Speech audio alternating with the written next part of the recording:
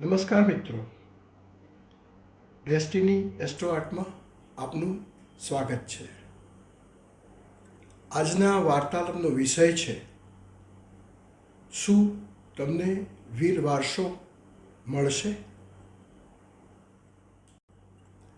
મનુષ્યના જીવનમાં ધન, વૈભવ, વિલાસની ખૂબ આવશ્યકતા હવે થઈ ગઈ છે અને હવે તો લોટરી અને સટ્ટા પણ સરકારના નિયંત્રણો ખૂબ વધી ગયા છે. એટલે કદાચ લોટરી કે સટ્ટામાં લાભ થાય તો સરકાર તમારા સગાવાલા થઈને મોટાભાગની રકમ પડાવી લે છે ટેક્સના રૂપે.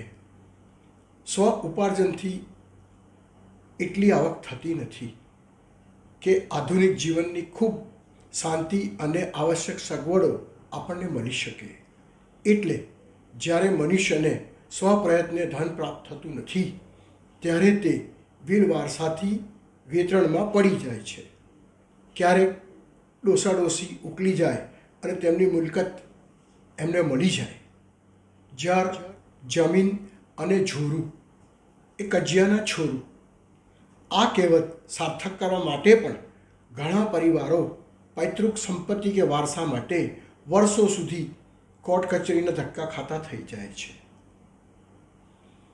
ભાગ્યમાં હોય તો લડવું પડતું નથી. થોડા સમય પહેલાં સમાચાર હતા કે એક શ્રીમંત તેમની કરોડોની સંપત્તિ તેમના નોકર કમ પગીના નામે કરતા ગયા. આમ તો પગી પૂરો પગભર થઈ ગયો એમ કહેવાય, અને વારસો કે મિલકત એ માટે પુત્રએ પિતાનું કે વહુએ સાસુનું કાસળ કાઢી નાખ્યું હોય તેમાં સમાચાર તો રોજના થઈ ગયા છે. એવા પણ સમાચાર હતા કે એક બહુ મોટા ઇન્ડસ્ટ્રીલિસ્ટ રેમન્ડ કંપનીના માલિક એ વગર વિલ વારસે એમના સુપુત્રએ કળા કરી અને એમને રોડ પર લાવી દીધા.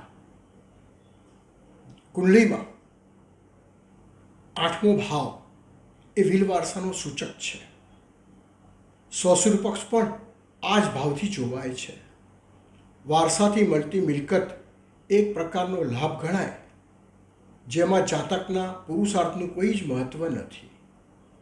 કુંડલીનો 11મો એટલે કે લાભ ભાવ, આ ભાવ પણ બળવાન હોવો જરૂરી છે.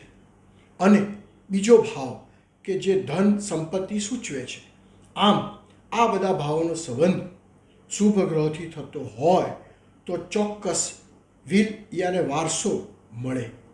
વારસામાં ભલે ધન સંપત્તિ મળે કે ના મળે, પણ બ્લડ પ્રેશર, ડાયાબિટીસ, કોલેસ્ટ્રોલ, મસા કે થાઇરોઇડ તો લોકોને જરૂર મળતા જ હોય છે. આ માટે જ્યોતિષશાસ્ત્રમાં અમુક ચોક્કસ નિયમો વર્ણવેલા છે.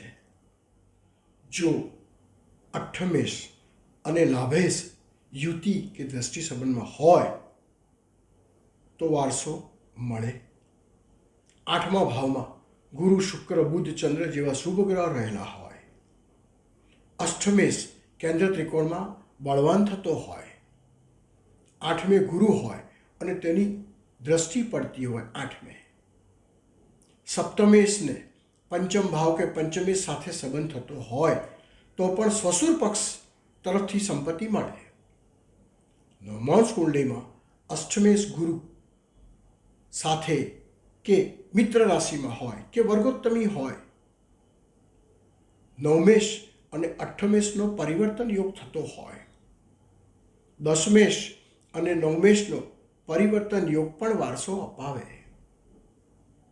કુંડલીમાં સૂર્ય સ્વગુરુ થઈને 3, 6, 10, 11 ભાવમાં બળવાન થતો હોય, લગ્નેશ, કર્મેશ અને લાભેશનો સંબંધ થતો હોય, આ પ્રકારના સંબંધોથી વારસો મળી શકે છે. હવે આપણે જોઈએ કે વારસો કોને ના મળે. 8મા ભાવમાં પાપ ગ્રહો રહેલા હોય. 8મે રાહુ હોય તો પણ વારસામાં ગૂંચવણો ઊભી કરે. અષ્ટમેશનો સંબંધ પાપ ગ્રહો સાથે થતો હોય અને તેની પર કોઈ પણ શુભ ગ્રહોની દ્રષ્ટિ ના હોય. અષ્ટમેશનો અશુભ સંબંધ 12મા ભાવ સાથે થતો હોય તો પણ વારસા અંગે કોર્ટ કચેરી થાય. 8મે કે અષ્ટમેશ સાથે શનિ કે રાહુ હોય, લગ્નેશ અને સૂર્ય બળહીન થતા હોય, 9મ ભાવ કે નવમેશ પાપ કર્તરીમાં હોય, 8મે પાપ ગ્રહો રહેલા હોય કે એક કરતાં વધુ પાપ ગ્રહોની દ્રષ્ટિ 8મે હોય, બુધ કેતુનો સંબંધ કેન્દ્ર કે ત્રિકોણમાં થતો હોય, બુધ જ્યાં બેઠો હોય તે રાશિ સ્વામી સાથે કેતુનો સંબંધ થતો હોય કે બુધ કેતુ સાથે હોય. હવે વિલવારસો કોને મળ્યો કોને ના મળ્યો એ અંગે ઉદાહરણ કુંડળીઓ જોઈએ. સિંહ લગ્નની આ કુંડલીમાં લગ્નેશ સૂર્ય, લાભેશ બુધ અને કર્મેશ શુક્રની 8મા ભાવમાં ગુરુના ઘરમાં યુતિ થાય છે. આ યુતિ પર બીજા ભાવમાં રહેલા ગુરુની પૂર્ણ દ્રષ્ટિ પડે છે. આથી વારસા અંગેનો અષ્ટમ ભાવ બળવાન થાય છે. ભૂમિકારક મંગળની લગ્ન ભાવ પર દ્રષ્ટિ પડે છે. આથી વારસાના યોગો પ્રબળ થયા. તેમજ મંગળની પૂર્ણ દ્રષ્ટિ ચોથા ભાવ પર પોતાના ઘર પર જ પડે છે, જે સુખ, વાહન, મકાન અને સંપત્તિનો નિર્દેશ કરે છે. તેમજ મંગળ પણ ગુરુની દ્રષ્ટિમાં છે. નવમાંશમાં પણ મંગળ મેષમાં સ્વનવમાંશમાં છે. આ કુંડલી અમારા એક મિત્રની છે કે જેઓ 5 ભાઈ અને 2 બહેનોમાંથી પોતાનો પૂરેપૂરો કાયદેસરનો વારસો માત્ર આ જાતકને જ પિતાએ આપ્યો. મેષ લગ્નની આ કુંડલીમાં લગ્નેશ મંગળ એ લગ્નમાં જ બેઠો છે. સપ્તમે શુક્ર અને ભાગ્યેશ ગુરુની 8મે યુતિ સંબંધ થયો છે અને લગ્નેશ મંગળની 8મે પોતાના જ ઘર પર દ્રષ્ટિ પડે છે. આથી સપ્તમ ભાવ અને ભાગ્ય ભાવના સંબંધથી જાતકને સસરા તરફથી પુષ્કળ ધન સંપત્તિ મળી. તેમજ અષ્ટમ ભાવમાં શુભ ગ્રહો હોવાથી અને ચંદ્રગુરુના કેન્દ્ર યોગથી પિતાની સંપત્તિ વારસો પણ સારો એવો મળ્યો. આ જાતકની પત્નીને એક ભાઈ છે, પણ તે અમેરિકામાં વેલ સેટલ છે. આથી તેણે વારસાઈ મિલકતમાં ભાગ લેવાની ના પાડી.